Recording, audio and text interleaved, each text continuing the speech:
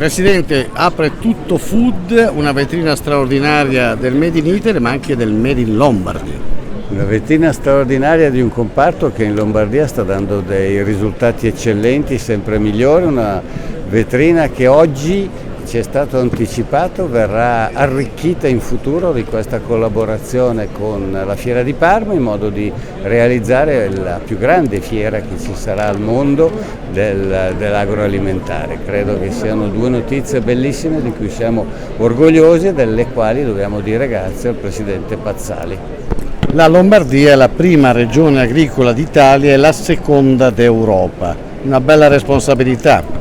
Assolutamente, una responsabilità che sappiamo portare con grande determinazione perché la qualità dei nostri prodotti è assolutamente unica ed è la qualità che dimostra il grande successo che stiamo avendo a livello internazionale, l'esportazione in continuo miglioramento e quindi dobbiamo noi come istituzioni essere vicine ai nostri grandi agricoltori.